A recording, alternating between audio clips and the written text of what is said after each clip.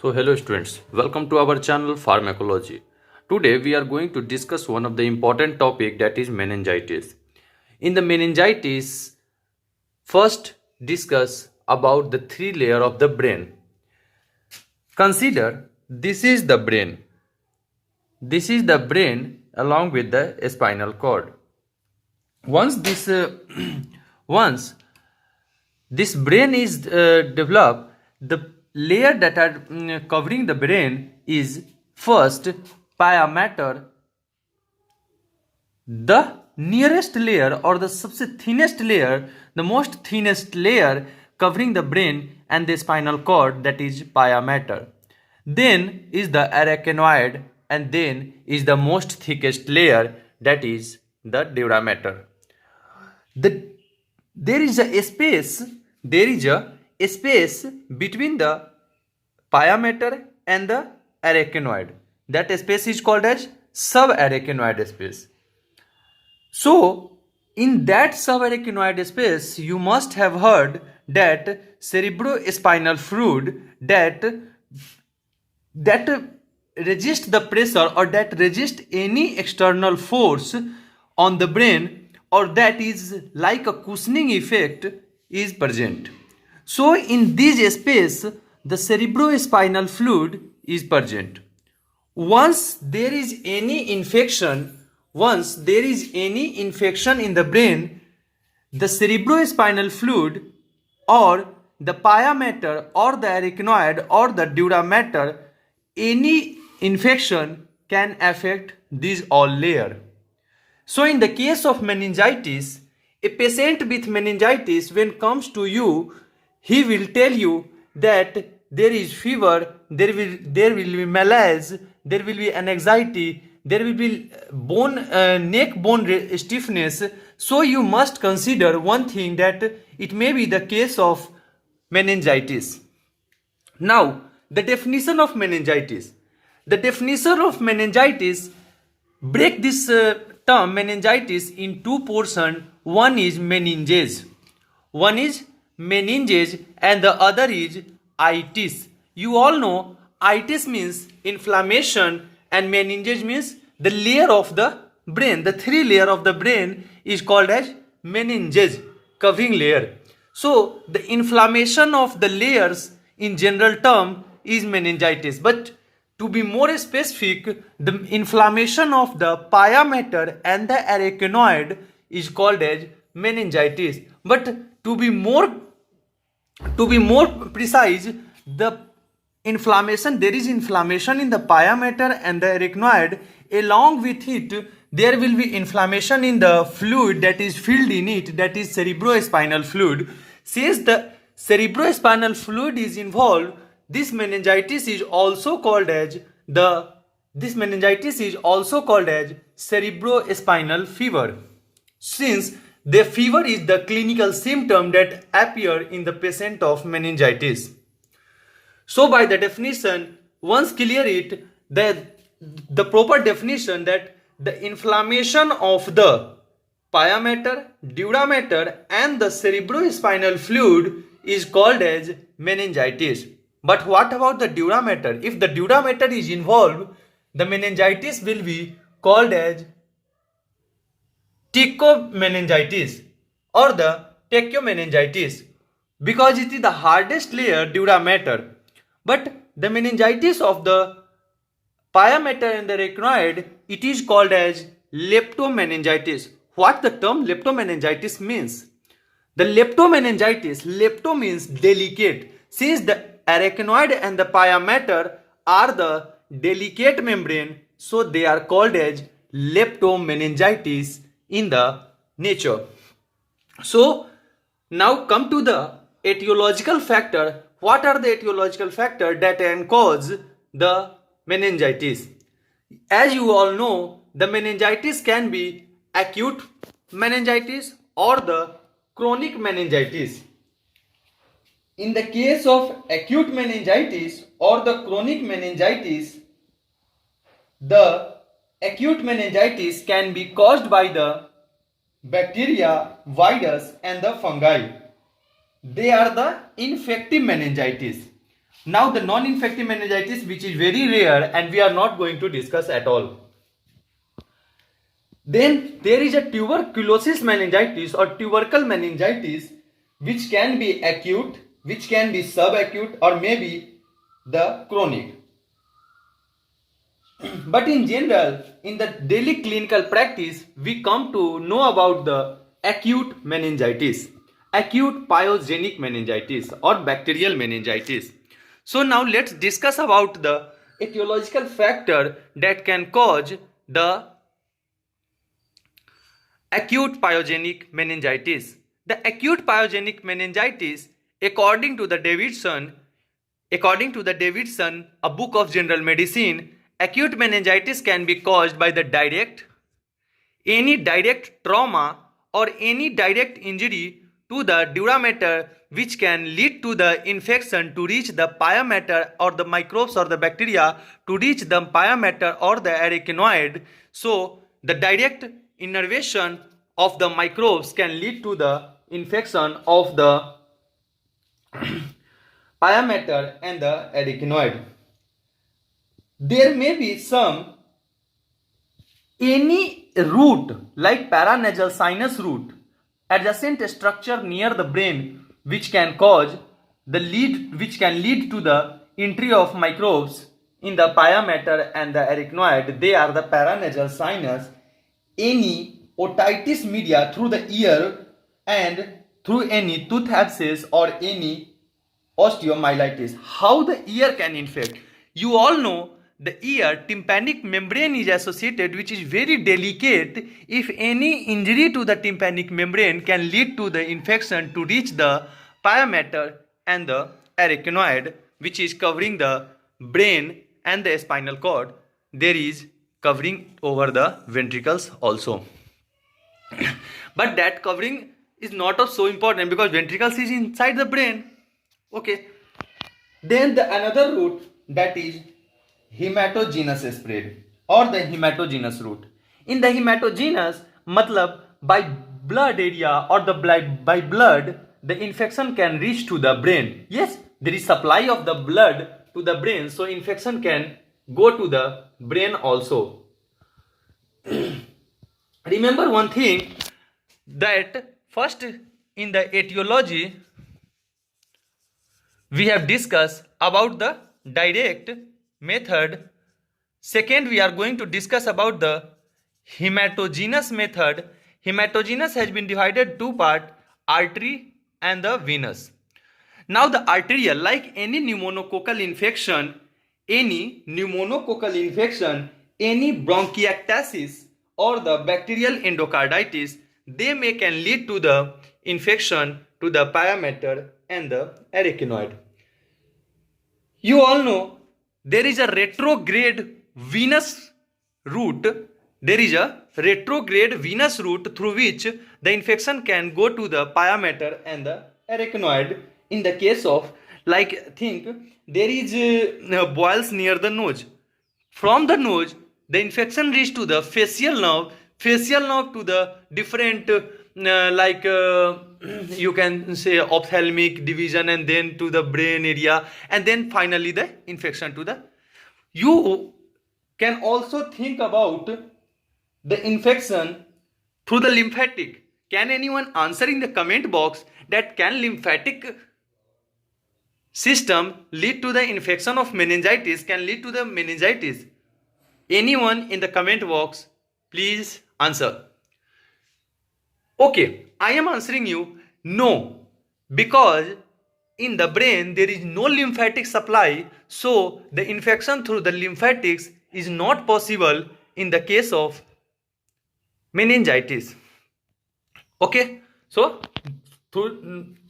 we have till now discussed about the direct, hematogenous, arterial and the venous, and then without lymphatics. Okay, so now the meningitis pathology and the mortality and morbidity rate.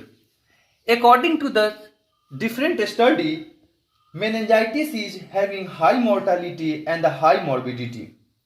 Bacterial meningitis is very common, and in the old age, gram negative bacilli are more common, whereas in the children, gram negative plus gram positive cocci are more common. Now in the lymphatics, root and pathology.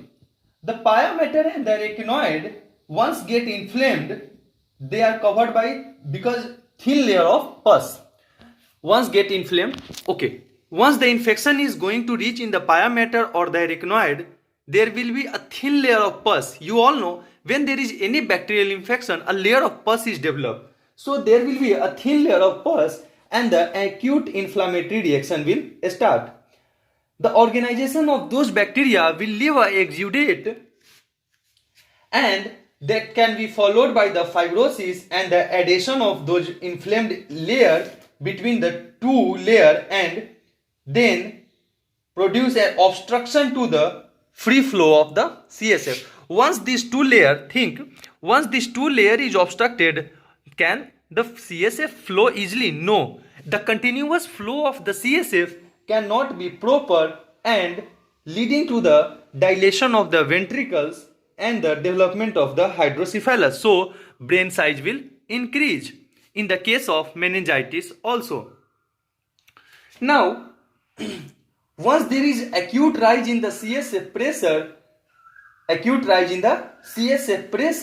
there will be acute rise in the protein content because the inflammatory content in the brain will increase. PMNL leukocytosis will be seen in the case of meningitis, and the pneumococcal meningitis is associated with the thick purulent CSF. So there will be thick purulent CSF. Now coming to the sign and symptoms. What will be the sign and symptoms of the meningitis? We are going to discuss in detail by writing. Okay. So coming to the symptoms and the sign, that there will be the fever and the malaise. There will be stiffness of bending in the neck and there will be problem in the bending neck. There will be impaired consciousness because the all problem are from the brain area, so consciousness will be impaired. The patient or the children will feel convulsion and the tachypnea, that is increased flow of the beat of the respiration. There will confusion, the brain will not be means confused, the person will be confused, and the delirium, papilloedema, and there will be sometimes coma, and their different clinical manifestation of the CNS will be seen. In the case positive Kernig sign and the Rudzinski sign will be positive, there will be vision blurring because of the increased intracranial pressure, and there will be localized false localization of the any sign or symptom.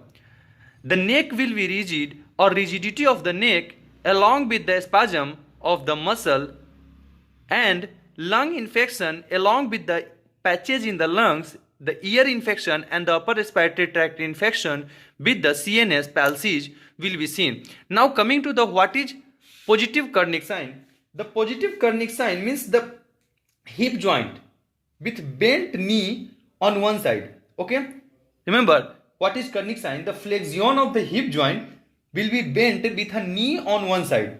Okay, then sudden extension of that knee on the same side will produce a flexion of hip and knee of the other side. मतलब कहने का क्या है कि एक तरफ का जो हिप जॉइंट है that will be bent toward the knee, but when there will be extension of that knee, क्या चाहिए?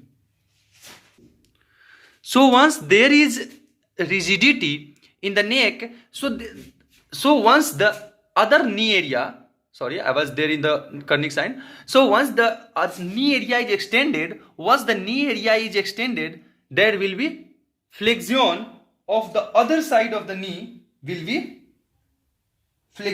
produced. So in the unconscious patient, these all Kernig signs are not seen. Brudzinski sign are not seen in the unconscious patient, because for this the patient will is also necessary and required. So these are some common symptom and the sign of the infective organisms, and the intracranial increased pressure will be seen. So now coming to the different investigation process, that is you can write or mention that TLC, because making video. Okay, let me write that TLC, DLC and hemoglobin, then CBC, these all thing in the one picture. CBC, blood, daily blood routine test. Then you go for the CSF examination. Why for the CSF examination? Because the bacteria is inside the CSF, because pyometer and durometer is in pyometer and arachnoid is infected, so the CSF, inside the CSF the bacteria will be present, so the fluid, there will be increased pressure in the CSF. First, when you do CSF examination, that the fluid will be the turbid and will contain many neutrophil and high protein content. The amount of neutrophil will be more than 1000 cells per mm cube. Okay, then go for the sugar content in the CSF. The sugar content in the CSF will be decreased as the bacteria will be using all these sugar contents. Then go for the gram staining of the CSF. Then when you do the gram staining will be positive, but it is not that the gram staining you do and it is always positive. It is not necessary, because there will be gram negative bacteria also. Then blood in the CSF culture will be required to know about the presence of bacteria. Yes, if there is meningitis, the blood and CSF culture will be positive. Then the X-ray of chest to show the patches of the lungs. Okay, and then you go for the MRI of the brain for the meningeal enhancement, and then serology of the CSF for the bacterial type.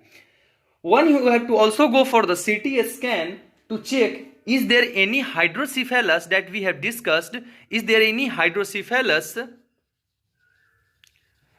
inside, and go for the development of any brain abscess like complication. Now coming to the treatment plan for the meningitis is, okay, come to the treatment plan. In the treatment plan, you will be seeing that the type of bacteria which is present and the medicine that we used to give in the treatment. According to the Davidson Book of Medicine, the treatment depends on the type of bacteria and the culture present. If the bacteria is known, you give some common antibiotics that are used in general are, I will discuss in detail about those later. So chloramphenicol, ampicillin, amoxicillin, penicillin G, cefixime and cefotaxime. Okay, so these are some common. Now the dosage and the types of bacteria, depending upon the types of bacteria. If the bacteria is pneumococci and meningococci, the penicillin G 20 to 24 million per unit in 4 to 6 divided dosage. Write it down, 20 to 24 million penicillin G IV route. Okay, 4 to 6 gram per day. The route will be IV 20 to 24 million per day in a 4 to 6 divided dosage. So then you come to cefotaxime. Once the cefotaxime dose, it will be 1 to 2 gram IV route every 4 hours in a day, means 4 times a day, 4 to 5 times in a day. And children, if the patient is children, penicillin G dose will be 3 lakhs unit in the IV dose because of the anaphylactic shock problem. Now the Haemophilus influenzae, if the bacteria is Haemophilus influenzae, the ampicillin will be given. In a dose of 300 to 400 milligram per kg IV route. Then chloramphenicol dose. The chloramphenicol will be 100 to 200 milligram per kg of the body weight per day. So if the patient is adult, now the adult patient can be given with the combination of drug like chloramphenicol. The chloramphenicol dose with 4 to 6 gram per day and ampicillin 12 to 18 gram per day with ceftriaxone 2 gram every 12 hours. Once this combination is running and the patient prophylaxis is seen, if the patient prophylaxis is good, then we give nothing the medicine will be running as possible. But once the prophylaxis is not so much prognostic, you can go for the amoxicillin, ampicillin 12 to 18 gram per day IV route, along with the chloramphenicol dose will be increased, and cefixime 1 to 2 gram every 4 hours. When the organism is not known, what you can do, this is the higher case when the organism is unknown. In the first case, you were knowing the organism that there is pneumococci, meningococci, haemophilus influenzae, or any gram negative or gram positive bacilli, or cocci. But if the organism is not known, then how can you treat the patient? The patient will be treated, if the patient is children, then cefotaxime and ceftriaxone. And the children patient, 150 milligram per kg of the body weight will be given IV route, cefixime and ceftriaxone. If the patient is adult, then 1 to 2 gram 4 to 6 hours, 1 to 2 gram 4 to 6 hours every 6 hours में हमें देना होता है. Then we go for the steroid therapy like dexamethasone, and the amoxicillin corticosteroids will be given. The patient will be given on the dexamethasone IV route 4 times a day.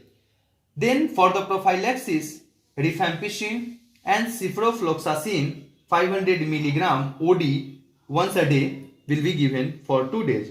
In the case of rifampicin, the rifampicin will be given 600 milligram twice a day, and if the patient is children, then 10 milligram per kg of the body weight will be given. If the meningitis is tubercular meningitis, if the patient is of tuberculosis, so it is a clinical manifestation of meningitis that the exudate at the base of brain and which interfere with the drainage of CSF and the hydrocephalus will develop. So the clinical feature will be same like malaise, fever, vomiting, lethargy, impairment and convulsion, neck rigidity, hydrocephalus. These are just a revision type. Then the investigation and the that you already know. But in the CSF in tubercular meningitis, you will need to go for the tuberculin test also. Okay. Then go for the treatment. Add anti-tubercular drug and rifampicin with the aranidase, isoniazid, that is isoniazid, and steroid like prednisolone 20 to 30 gram. Then aseptic meningitis. Aseptic meningitis is a type of meningitis which is caused by the different types of the virus. Benign and self-limiting it is, and don't require any specific therapy. Go for the test of E. coli, Coxsackie virus, mumps virus, HSV virus, and the clinical feature will be same. Then go for the testing and the treatment plan. Antiviral drug will be added in this case. So this was all about the meningitis. Hope you all have understood what meningitis is, what their etiological factor is, what their clinical presentation is, and what are the treatment and the management plan. Now, any question or any query, you can join me on my WhatsApp group. Even you can join me on the Instagram page Pharmacology Adda. The WhatsApp group link will be given in the description. For more updates on my video, please subscribe my channel and and click on the bell icon for the notification. So thank you for listening me. Thank you. That's all. This was all meningitis. In the next, we will be going for the another pathology topic along with it. Hope you all will be safe and stay healthy. Thank you.